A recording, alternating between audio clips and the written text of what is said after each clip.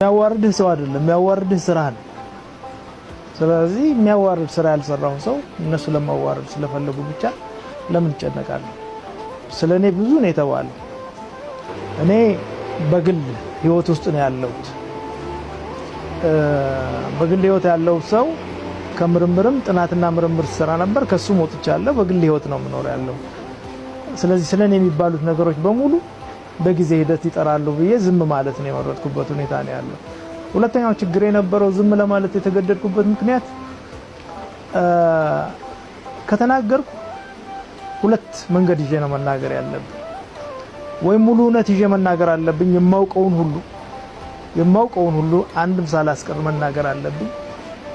ይሄ ለሁላችንም ይጠቅማል ብዬ አላስብም። በደንብ በዝርዝር የምታብራራበት ሁኔታ ከሌለ በስተቀር ሚስ አንደርስቱድ ሊሆን የሚችል ብዙ ነገር ሊቀሰቅስ ይችላል። ሙሉ እውነት ወጣ ከተባለ ስለ ሁሉም ሰው ስለ ሁሉም ጉዳይ መናገር ይቻላል። ይሄን አላደርግም ካልኩ ደግሞ ግማሽ እውነት ነው የምናገረው። ግማሽ እውነት ደግሞ እኔንም ታማኝነት ያሳጣኛል። ለህብረተሰቡ ግማሽ እውነት ነግረህ ዝም ልትላችሁ ይገነዘባል። ስለዚህ ሙሉ እውነትም ግማሽ እውነትም መናገር የተቸገርኩበት ጊዜ ነው። ስለዚህ ዝም ብዬ ነው የተቀመጥኩት።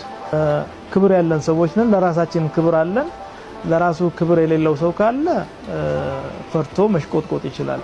እኛ ለራሳችን ክብር አለን። እንደሚታየው ኢህአዴግ ጤና ካጣ ሰንብቷል፣ ከራርሟል። ጤና ባጣ ድርጅት ውስጥ ስንኖር እንግዲህ አሁን ያለው የተበላሸ ነገር በመጣበት ሁኔታ በውስጣችን ብዙ ክርክር የሚቀሰቅሱ ነገሮች አሉ። ዝም ብለህ ማታያቸው ማታሳልፋቸው። ያለፉትን 6-7 አመታት ከ2003 ጀምሮ መታደስ ያስፈልገናል ብዬ በጽሁፎች አቅርቤያለሁ። ጽሁፎቹን ላሳያችሁ ይችላል።